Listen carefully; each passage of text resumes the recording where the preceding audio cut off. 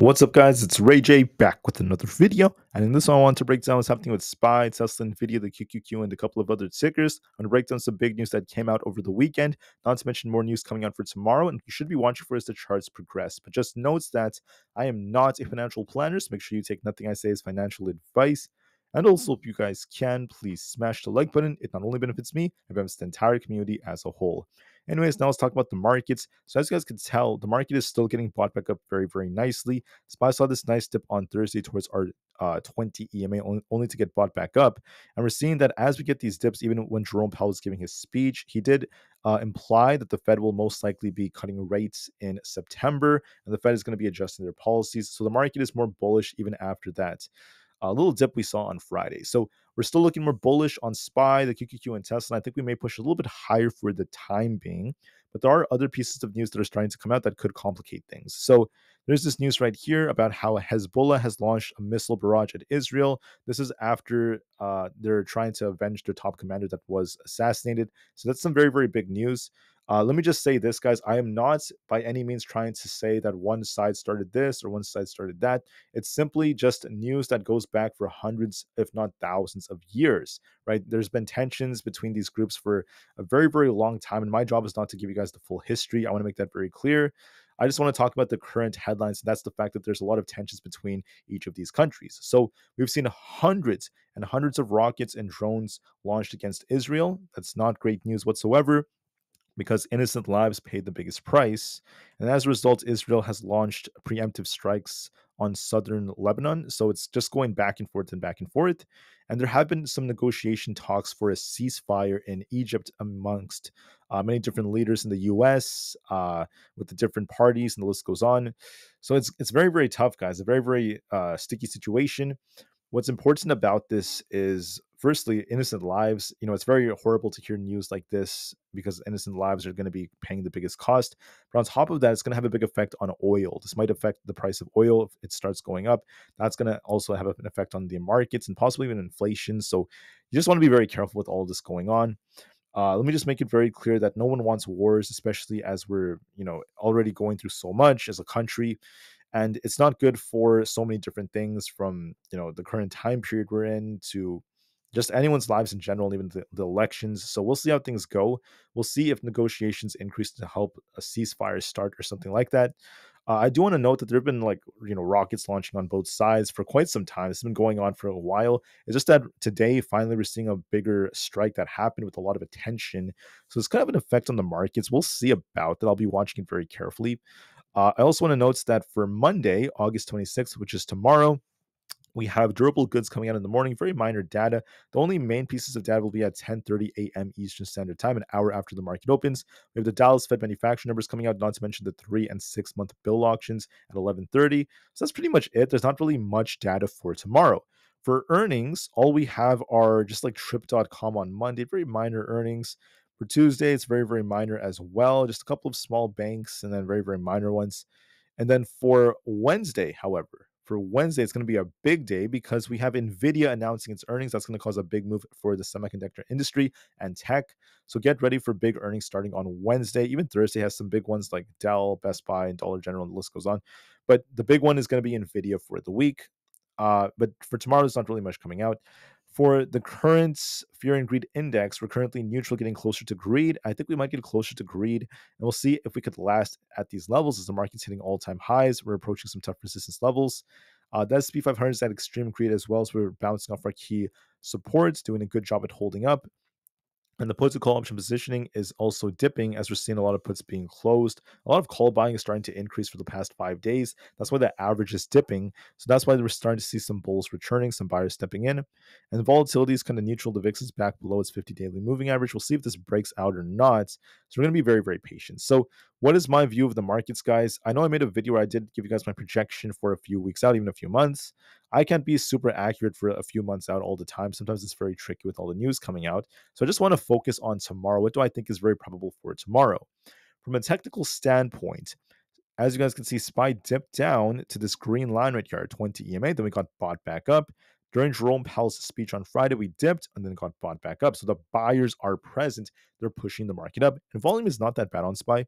So, in my personal opinion, we're going to be looking at our levels just to be safe because there is some big news involving Israel coming out. We'll see if that affects the markets.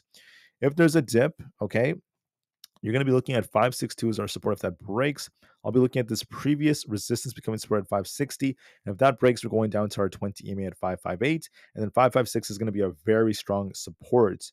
We bounced off this 2 times, and this is also a very strong resistance from the past. If we lose 556, we turn bearish. There's going to be a bigger drop coming to SPY. As long as we're above this, we could still see buyers step in. Those are your supports. For resistance, watch 563. If that breaks, we're probably going to be going up close to the all-time high at 565. If that breaks, we're going to be pushing to new all-time highs towards 568. So those are going to be your levels essentially.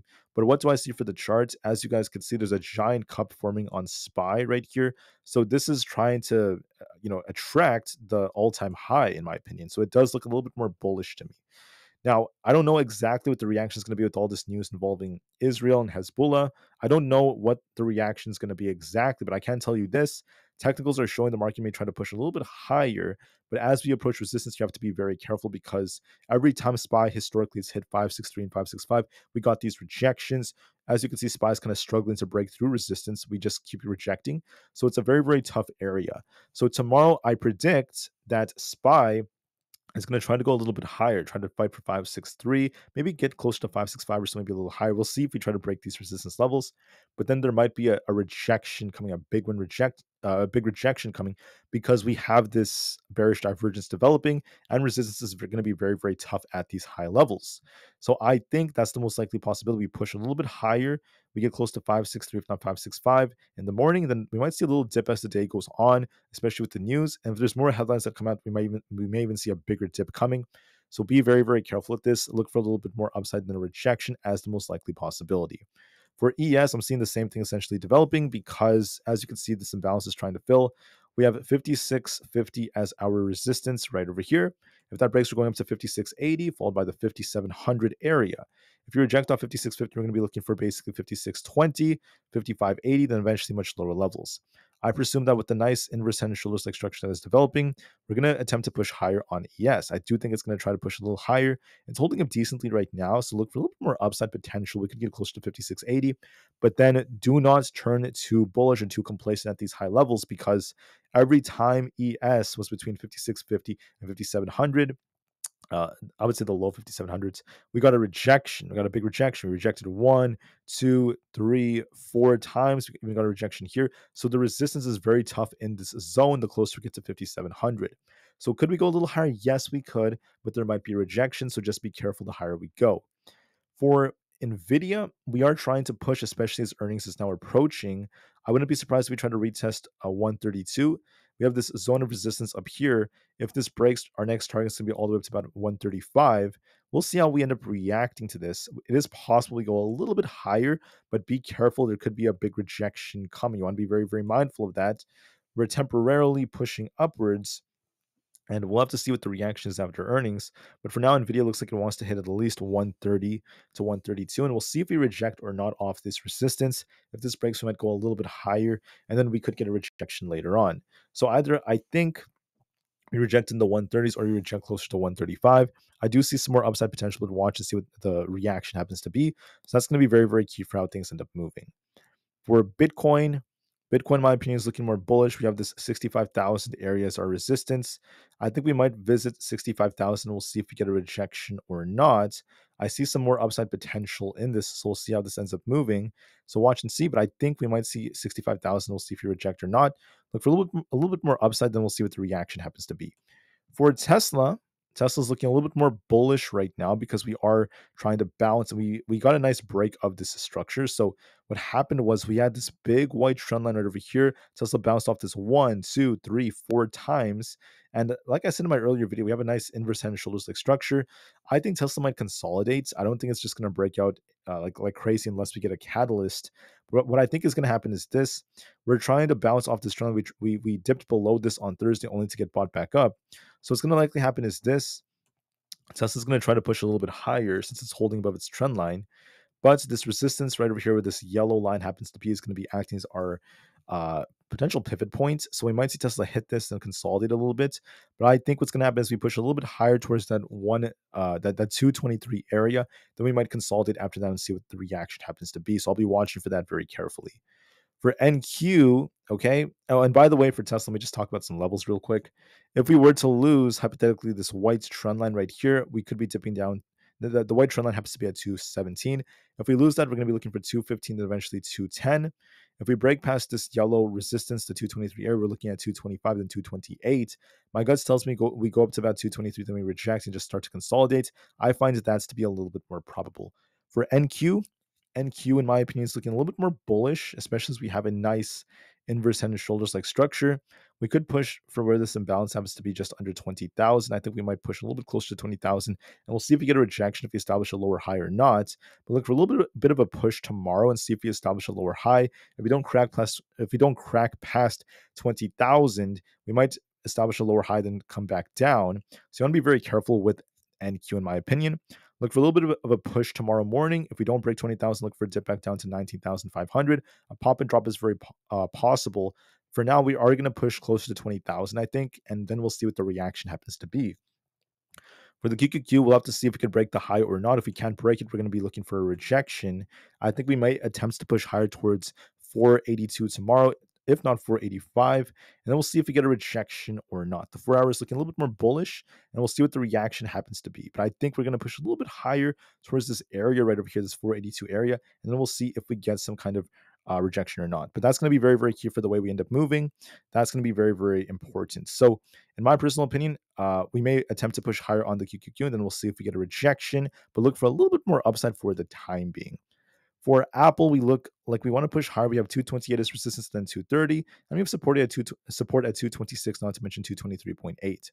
We attempted to push higher only to get a rejection of 228, so we'll have to see what the reaction happens to be up here. But I think we may attempt to go higher, and we'll see what the reaction happens to be. So be very, very mindful of that. Be very, very patient nonetheless. For others out there, we also have Palantir. Palantir to me looks a little bit more bearish off this bearish divergence that's developing. So this is starting to show some weakness. We got to reclaim 32 to turn back up. Otherwise, we're at risk of dipping down towards 30.8. I presume what's going to happen is we kind of pop a bit and start dipping lower. I think this imbalance may drag us down towards 30.8. So we look a little bit more bearish thanks to this divergence and the fact that we're approaching our 50 EMA. So some tickers out there look like they want to push higher than possibly reject. Other tickers are showing some weakness like Palantir, at least for the time being. For Supermicro, we're just consolidating right now. This might follow Nvda. I think we're just kind of choppy. So look at 640 as resistance and then 600 as our support. Whichever way we break will determine the bigger move. If we lose 600, we're looking for 580. If we break 640, look for a big push. I think we may just chop a little bit. We may attempt to go a little higher for that 640 area. But for now, we're just consolidating. We've been doing this for the last week. So I presume we're just going to be range bound, push for that 630 to 640 area, then come back down, just consolidate. That's what I see for Supermicro for now. For Rivian, we are attempting to break during the after hours period. So this is actually a big shift after Jerome Powell gave his speech. We saw this nice looking bearish structure, which led to a bit of a dip only for us to get bought back up. So this did play out, this like little rejection we were talking about back to the 12s, only for us to get bought back up. So for now, we're actually seeing a big shift. I think that this is very, very important. So what I presume is going to happen now is with this big move to the upside, generally we don't last after making some big moves like that. We might push a little bit higher towards 14, then make a move back down to 13.72. So I'll be watching to see if that ends up being the case. But in my personal opinion, I think that Rivian is going to push for 14.5, and then we'll be watching for a move back down towards the 13.72 area for a pop and drop like structure. For SoFi, we have a bullish structure. We have a nice inverse head and shoulders, just like Tesla. We might push for 7.8. We may go a little bit higher, and we'll see if we reject or not. That's going to be very, very key. For the IWM Russell 2000, we're riding above this trend line at our 4-hour time frame. If we break past 220, we could be pushing for this imbalance towards 223. And if that breaks, we're going to be looking for 225. If we reject off 220, we could be dipping back down. I favor it's going to be pushing for 223, and then we'll see if we reject or not. So look for a little bit more upside on the IWM, most likely. For AMD, we're forming a nice structure. We have this imbalance above us. If we lose 152, look for a dip back down to 148. If we break past resistance around 155, we're going to be looking for a push up towards 158. So we're kind of stuck in the middle. I presume we're going to try to push a little bit higher for this imbalance. So look for a little bit more upside for as long as we break past 155, I'll be looking for 158. And we'll see if we reject or not, but I do see a little bit more upside potential. For ARM, in my personal opinion, is looking a little bit more bullish because if you look at the 4-hour time frame, we're approaching resistance around 138. If 138 breaks, this is going to fill the imbalance towards 144. If we lose 131, we turn back down, but this is favoring a test of 137. If that breaks, we're going up to this imbalance fill for 143. So we look more bullish. For Coinbase, we're forming a nice structure, forming a nice test of this 200 EMA. I presume that 216.5 is likely coming. If we break this, we're going to be looking for basically 227. If we reject here, we'll be dipping back down. I think we're going to be pushing for 216.5, and then we'll see what the reaction happens to be. So look for a little bit more upside potential. For Amazon's not looking that great. We lost this trend line right here. If we could get back above 180, we're going to be looking for a push towards 182.5. If we lose 175, we're going to be looking for a dip down to this imbalance towards 172. With the head and shoulders like structure, there's going to be a risk of downside if we lose 175 for confirmation. But if we don't do so, we're just kind of range bound right now. So for the last few weeks, it's been stuck between 175 and 180, going back and forth and back and forth. And that's all we're going to likely do unless we get a break in front of these levels. So if we break 180, we go back to bullish. If we lose 175, we go back to bearish. We're stuck in the middle. I do see this bearish looking engulfing candle that could lead to some downside right here to this imbalance. That looks a little bit more favorable to me. So it might push and then drop later on as the most likely possibility. But guys, as of right now, I think that we're just kind of trading sideways in this range. For Meta, we're also trading sideways. We have a bearish divergence that's developing and a risk of downside. Look at 530's resistance. If this breaks, we're going up to 536. If you lose 524, look for it to dip all the way down to 520 and below. With the double top forming, Meta is favoring a rejection, right? It looks like it's a little bit more bearish looking. It might dip to at least 522. We'll see if we bounce off that or not. But this chart looks a little bit weaker. It looks like it might tip a little bit. Microsoft is looking a little bit weaker as we have a distributive structure that's forming. We have this kind of like a left shoulder here, a head, maybe like a right shoulder forming. And this imbalance down here is going to likely attract this down to about 408. So I think tomorrow we're going to push for 418. We're going to try to get back above our 20 EMA. If we do hold above that, we could see 420 plus. If we don't hold above 418, we're going to be, at risk of dipping down to this imbalance. I think we might kind of pop and drop as the most likely possibility. But look for a push tomorrow morning and see what kind of reaction we get. For Google, we have this flag that could be forming for the time being. So this might lead to either a breakout or a dip. It depends on how we react here. If we could hold above 168, I think there's a good chance we push for 170 again. If we don't hold above 168, if we push a bit and come short, we may just continue to stay in this channel. So it could go either way depending on which way we break. So watch for that very carefully. I'm going to be very patient nonetheless. For GameStop, we're just trading sideways within this range. We have this 22.5 area as resistance and then 22 flat as support. But this is looking a little bit weaker as we have head and shoulders. I think that's slowing down in terms of momentum, so we might be looking for 22 flat. It might dip slowly. AMC is also kind of choppy right now. It may push for 5.12, and then we'll see if we get a rejection or not. DJT got a nice bounce only to kind of reject here.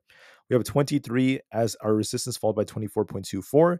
If we don't hold above 23, I'm going to be looking for a dip back down towards 21. I see a risk with that as volume is declining, so there's a risk of it coming back down to 21 flat.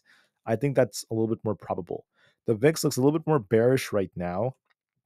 It's trying to dip a little bit. This might be because of the market potentially pushing a little bit higher. The market may try to push higher, but we'll see if we get a big bounce or not on the VIX later on if the market gets that rejection. So as of right now, the market is bullish. It might try to push a little bit higher based off this. The 10-year Treasury yield is also just kind of flat. It dipped a little bit thanks to Jerome Powell. And the dollar has dipped all the way down to 100. It's approaching some key support at 100. It's still looking a little bit more bearish on the 4-hour time frame. So that could favor once again some upside for the markets just for now. So from how I see things, my view is this: the market may push a little bit more tomorrow based off technicals. The situation with Israel may make things kind of complicated. So we'll see if we get a big rejection as we hit some tough resistance. So I think we may push a little bit higher, and we'll be watching to see if we get that rejection of 563 to 565 on SPY. We'll see how that ends up going. So be very, very patient with the market and just know it's very tricky, and we'll see how things go.